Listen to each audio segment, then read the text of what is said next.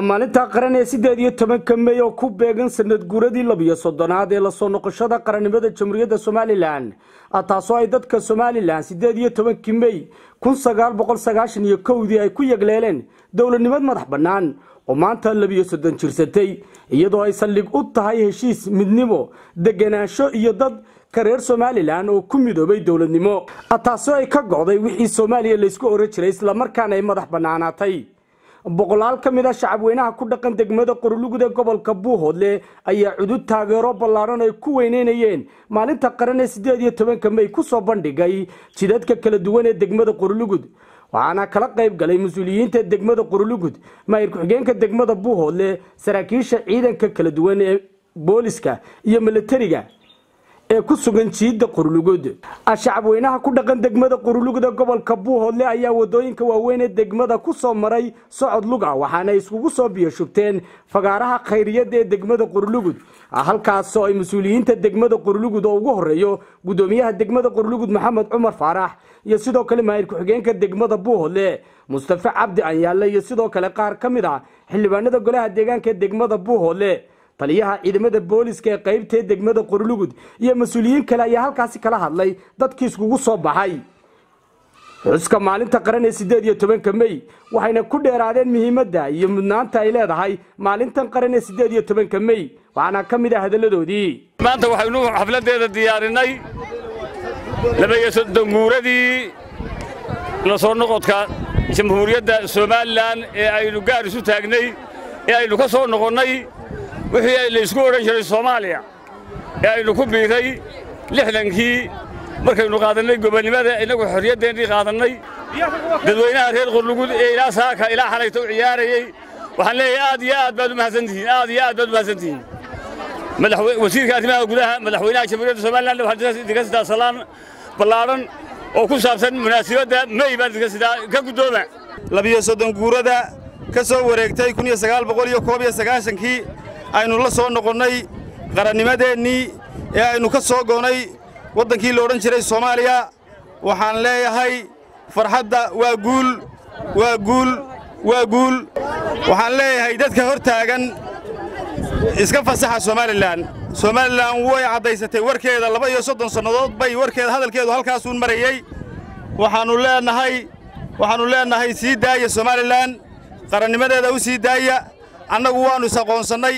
iyadoo aan cidibana aqoonsan baa arkaysaan way socotay ciidanka qaranka Jamhuuriyadda Soomaaliland meel kasta uu joogo waxaan u dirayaa hambalyo iyo bogaadin baan ciidanka qaranka u dirayaa meel uu joogo ciidanka qaranka waanu garab taagannahay guul iyo gobonnimo diin rajaynaynaa dalka Jamhuuriyadda Soomaaliland waa lagu soo duulay waa ogtihiin cadow shisheeye ayaa ku soo duulay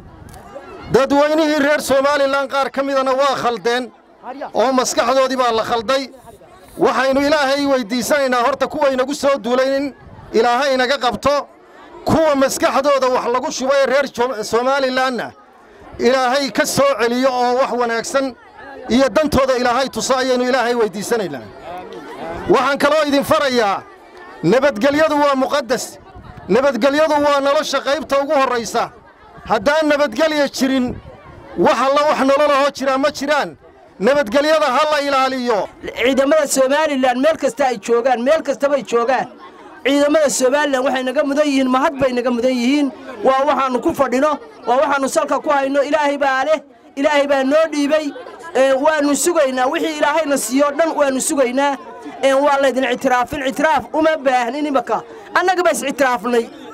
is-ictiraafnay kii kale ilaahay noo keenana waanu sugaynaa alxamdulilaahi rabbil caalamiin waxaan idiin sheegayaa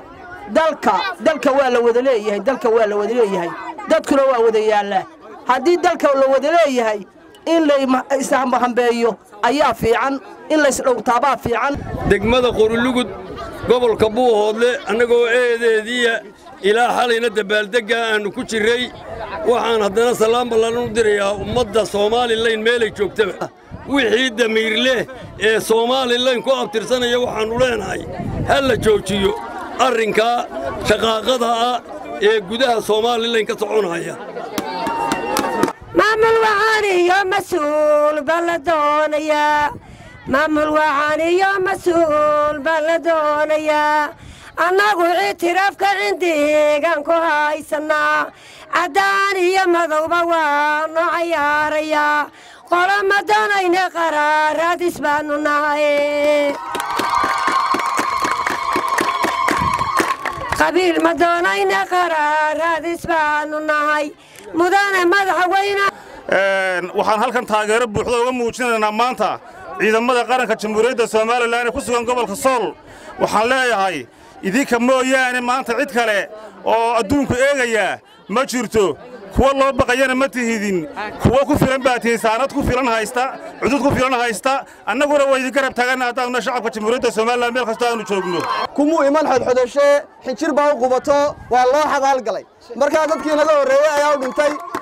halku dhigan wuxuu noqon doonaa gacanta midiga oo ku dabaaldagaynaa taala waxaan ku taageernaa ciidanka qalabka sida ee ka dagaalamaya furmaha hore ee Soomaaliland laba dagaalamaya muwaadinka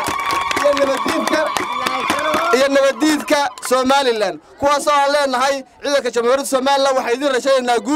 guushaas oo aan idinka baranay horena aan idinka baranay waxaan leenahay Soomaaliland maanta hore u talaabsatay maanta iyo maalintii la bilaabay jamhuuriyadda Soomaaliland waxa u dhaxeeya farqi weyn waad aragtaan maanta waxaynu ku dabaaldagaynaa farxad ilaa joogna mid ka mid ah furimaha Soomaaliland ayaa waxay ku dabaaldagaynaa farxad waxaan salaamayaa ciidamada qaranka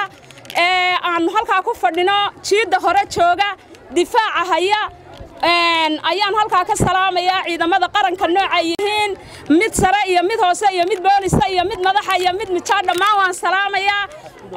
dhammaan ciidamada qarankaan salaamayaa aad baan ugu hambaliyaynayaa ciidamada saaka taana ku ridaya taana ku dabaaldegaya gooja cadde maanta waxaan aad ugu rayraynayaa iyadoo gooja cadde taana lagu ridaya taana lagu dabaaldegayo waxaan salaamayaa madaxweynaha jamhuuriyadda Soomaaliland Muuse Biixi Cabdi waxaan salaamayaa ciidamada qaranka meel kasta ay joogaanba waxaan u dirayaa hambalyo iyo salaan ilaahay waxaan ka baryayaa ummadda islaameed in ilaahay kala qaboojiyo insha Allah bilbillaahi kariim goobtu maalinta dabaaldegaysa gunto qashirkay gurtaaye dalkuna nadaafada uu baahan yahay idinku dalka nadaafadiya anaguna waanu dabaaldegaynaa waxa